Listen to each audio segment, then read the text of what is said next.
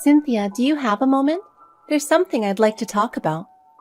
What is it now? Have you done something rude again? You always surprise me. No, it's about what you said the other day. I wanted to ask you for more details. Oh, is it that important? I'm busy. Make it quick. I don't want to waste my time. Actually, it's about the family gathering you mentioned the other day. I'd like to know the details. I'd also like to join if possible. Oh, that. But it doesn't concern you. You have no right to join our family gatherings. You are completely different from us. Please, as Andrew's wife, I think it's normal to participate as a family member. I've never thought of you as part of the family. It's embarrassing to have someone like you in our family. I can't understand it at all. I see. But I married Andrew, and I want to be recognized as part of the family. I want to fulfill my responsibilities as a family member. You're just a farmer's daughter. There's no way you can be recognized as family. You would only disgrace our family's dignity. It would tarnish our traditions. Wait, does that mean you won't accept me no matter what? Then, what should I do to be accepted? Yes, I am always right. You are not suitable for our family. Nothing you do will change that. Then, what can I do to be accepted by you? If there's any way, please tell me. There's no such way. Your very existence is unpleasant. So, just leave. Disappear from our sight. Cynthia, that's too harsh. I've been doing my best, but is it still not enough? I'm just being honest. Having someone like you in our family lowers our prestige. Please understand that. I have no intention of accepting you. I understand, but I'm determined to live my life with Andrew. Please at least understand that. Well, do as you please. Listen, how many types of food do you poor people know? Do you know French cuisine? Of course I do. Oh, really? Then what about Chinese food? You're completely mocking me, aren't you? I'm not mocking you at all. Do you know sushi? It's rice seasoned with vinegar topped with seafood, right? You might know it, but you probably haven't eaten it, have you? I have. Since you grew up poor, you're probably talking about cheap sushi sold in supermarkets, right? Cynthia, I grew up in a normal household. We weren't particularly wealthy, but my parents showered me with love. We valued our family bonds. I've eaten normal sushi, and I've been to proper restaurants. I know how to enjoy food. So please stop treating my family as poor. I can't stand having my family insulted. My family has pride, too. We're on completely different levels. Our family is so distinguished that we have distant royal relatives. We have history and tradition. Our family is special. My husband is successful enough to run a company, and Andrew will take over someday. Our family is looking toward the future. Your ancestors were just farmers, right? They have no history, just ordinary people. They're different from us. With all due respect, aren't you, as someone who married into the family, originally in the same position as me? I expected you to say that. But let me tell you, I too am a descendant of nobility. My family has a special lineage. Well, that's quite a surprise. Then, I should treat you with more respect, shouldn't I? As a descendant of nobility, you must have pride. Our family has been carried on with noble blood. It's unthinkable that a peasant like you would stain it. The purity of our lineage would be tarnished. That's quite a statement, but I love Andrew. I believe that love transcends family background. I see. It's like a dirty mutt mixing in with a pack of purebred dogs, isn't it? I think mutts are cute too. You can't judge everything by appearance. With love and care, even a mutt can become wonderful. Of course, a mutt would defend another mutt. That's your limit. Your thinking is too naive. Why did you approve of our marriage then? It's been 2 years since we got married, and now you're saying this? Andrew insisted he wouldn't take over if we didn't approve. We had no choice for the sake of the family. It was a decision I made after much deliberation. Is that so? I didn't know that. If that's the case, I should have tried harder. We can't afford to let the lineage end with Andrew. That's why we initially approved. But you'll have to divorce soon. It's necessary for our family's sake. So, that was the plan. I had a feeling, but hearing it still shocks me. But I won't give up. We are currently looking for a suitable wife from a good bloodline. I have no expectations from you. I don't want to divorce. I want to live happily with Andrew. There you go, showing your true colors. What? What do you mean by true colors? You're realizing our prestigious bloodline and now don't want to divorce. That's why you're desperately clinging on. I see right through your intentions. No, I didn't marry for family background. I married Andrew because I love him. I believe love is everything. For us, it's a huge problem. Your very existence is an issue for our family. Imagine a bucket of water. What happens if you add mud to it? It turns brown and murky. But that's not everything. Even mud can be purified with some effort. You understand, don't you? That's exactly it. You're the one muddying our family. You're putting mud in our lineage. I'm the mud?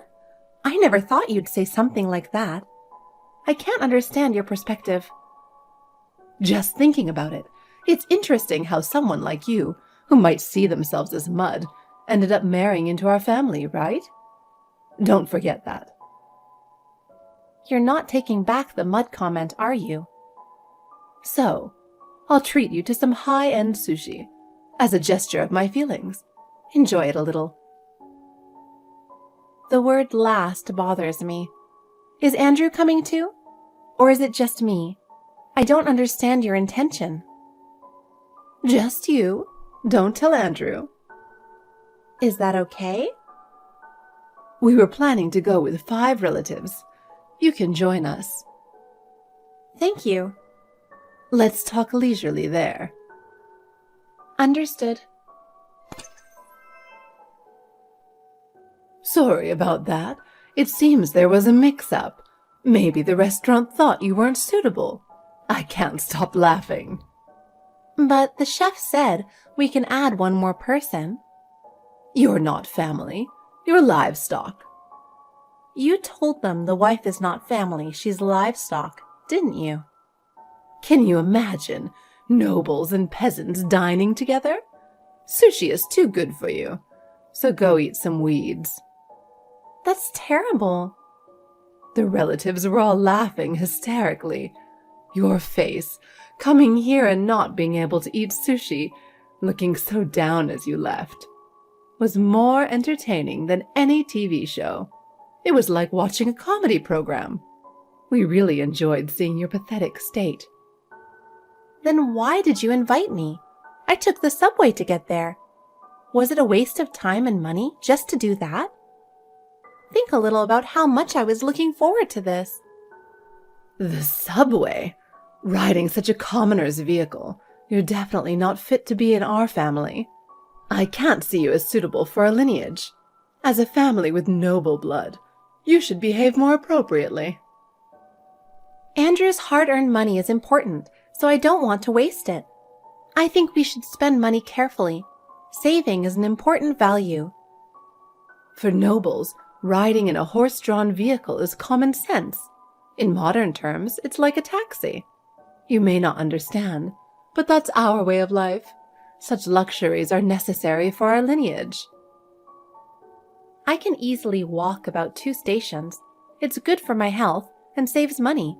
I'm satisfied with that.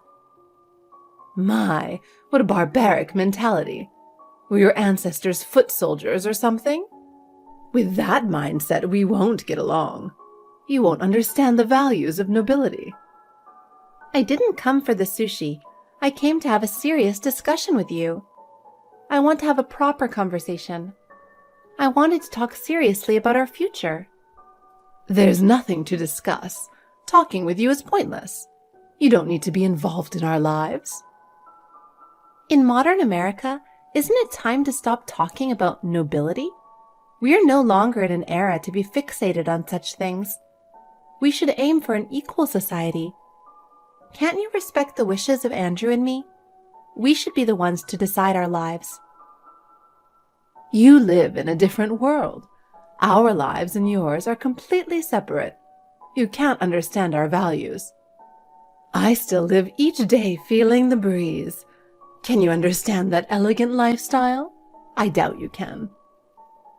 It must be a very refined breeze. It's wonderful that you can feel such a thing. I envy that kind of life.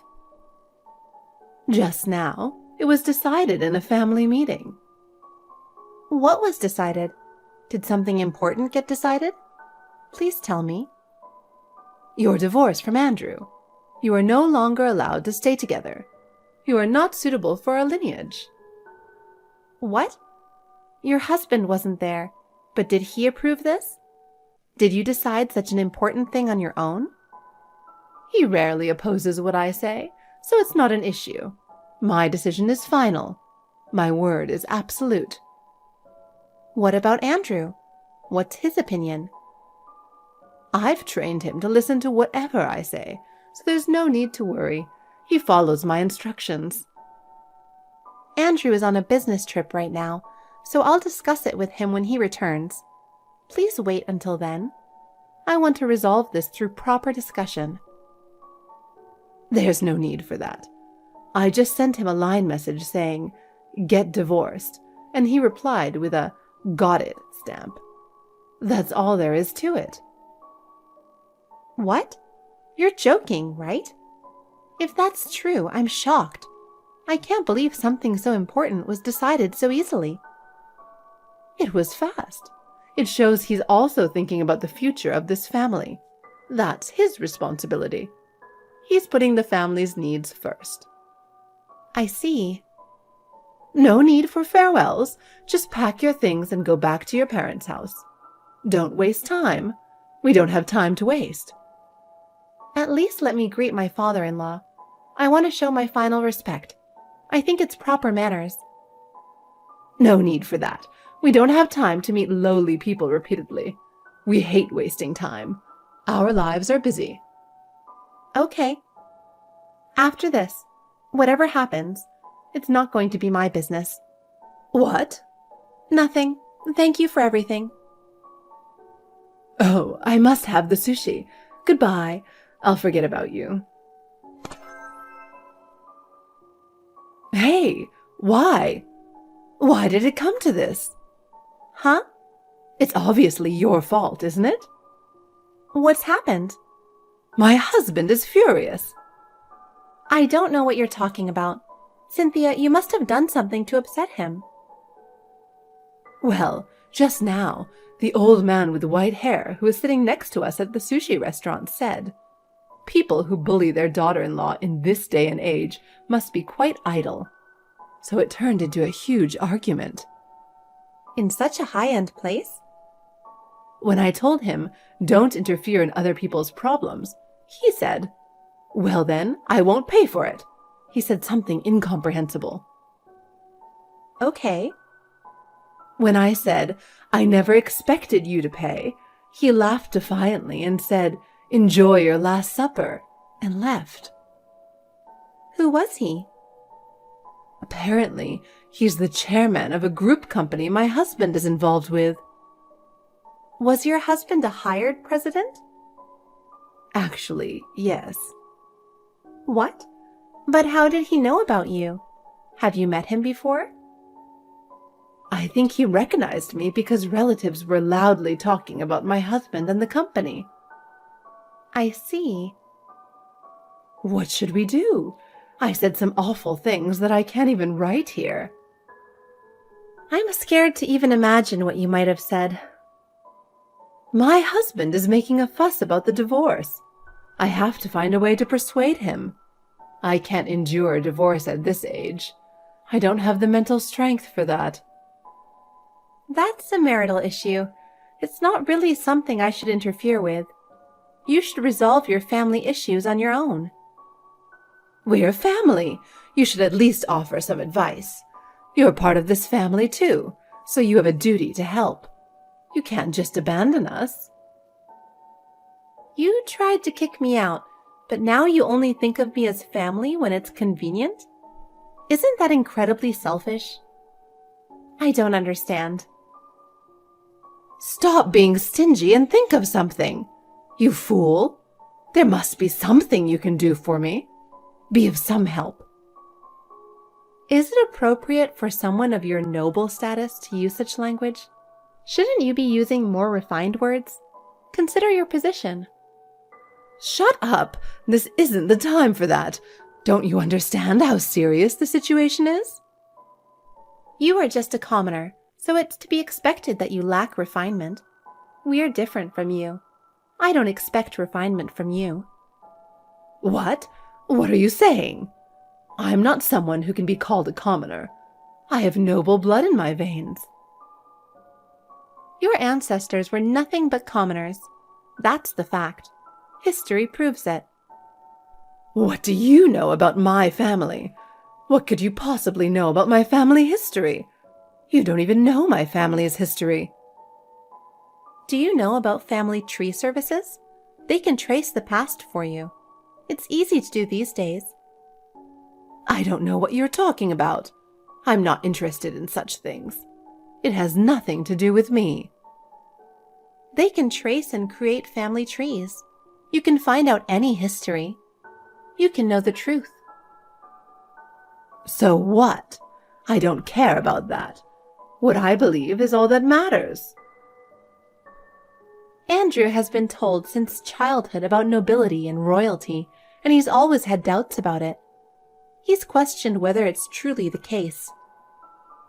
What doubts could there be? It's a fact. To question it is foolish. There's no evidence, you see. It's unreasonable to believe something without evidence. Without evidence, it's just a legend. It's from so long ago. There's no way evidence would remain. But it's still the truth. Apparently, with family trees, you can trace back to a certain extent. But no matter how you trace it, your family has no connection to nobility. That's the truth. That's a lie. There's no way that's true.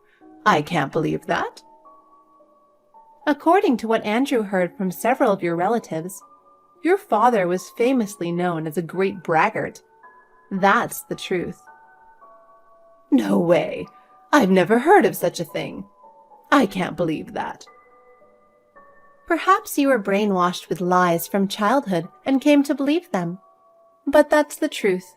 You were deceived. No way. I can't believe it. That I'm not a descendant of nobility. I've always thought I was noble. I knew about it, but I couldn't say anything to you, who always talked about nobility. I thought it would hurt your pride, so I didn't say anything. It's unbelievable. I'm in shock. I've believed it all this time. What should I do now? At least, it's true that you're distantly related to royalty on your husband's side. That might be the only comfort. You'll have to live believing that. Although, it's so distant that it's almost invisible.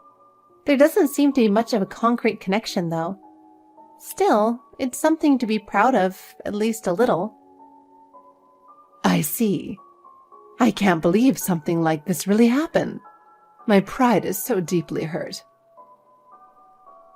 It seems like the mud like you got mixed in.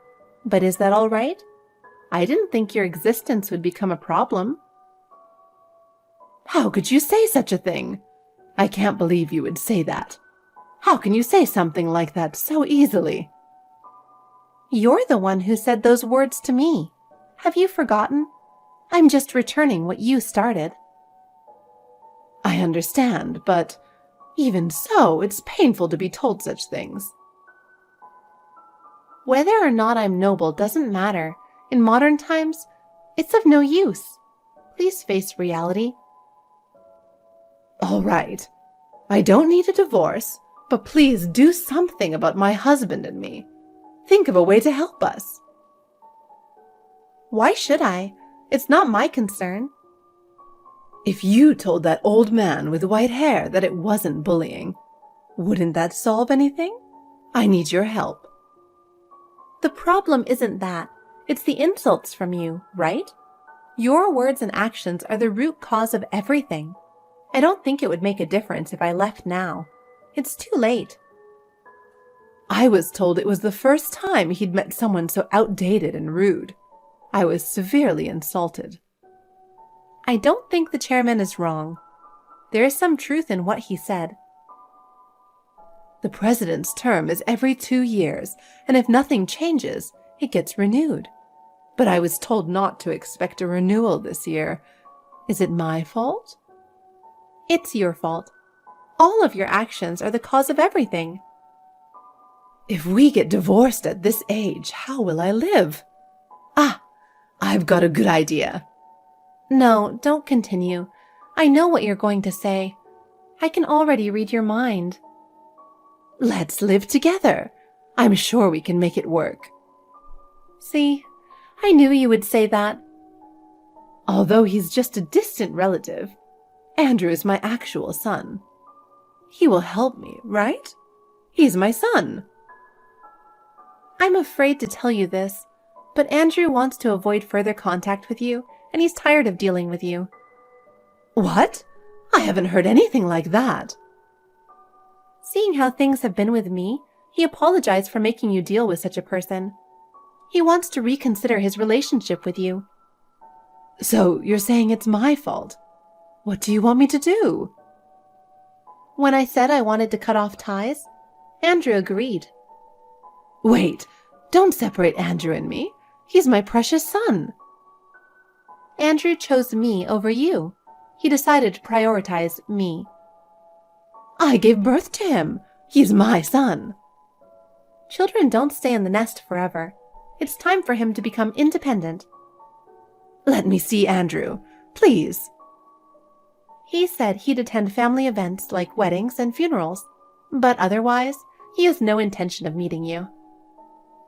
That means my funeral will be the next time. I don't want that. How can I see him from inside a coffin? It's too late after I'm dead. Why not watch over him from the afterlife? That might be the best option. You look so mild, but you're such a cruel wife. How can you say such horrible things? Given what you've done to me, this is only natural. And considering what's to come, I can't continue to be involved with you. Don't say that. Please, give me another chance. I'm truly sorry. Your apology means nothing now. We have nothing to do with each other anymore. Please, don't say that. Please, help me. I'll help if there's value in it, but right now, I don't see any. Live proudly as a noble from now on. Well then, goodbye. Afterward, Cynthia's arrogant attitude finally pushed my father-in-law to his breaking point. The incident at the sushi restaurant became the final straw, and my father-in-law made the decision to divorce Cynthia. He said he could no longer endure it. He immediately consulted a lawyer and began the divorce proceedings. Cynthia was stunned and desperately clung to my father-in-law, but his resolve was unshakable. After the divorce was finalized, Cynthia was expelled from the luxurious home and had to live on a meager alimony and pension. She could no longer afford the lavish lifestyle she once enjoyed. Post-divorce, my father-in-law regained his health and began enjoying time with friends. He cheerfully says, "I've gained my freedom." As for Cynthia, she lives a lonely life in a small apartment. She is disliked by the neighbors and spends her days in solitude. Meanwhile, Andrew and I have deepened our bond and are living happily, supporting each other. Life without Cynthia is peaceful and serene. I want to live steadily to ensure this tranquility doesn't escape us.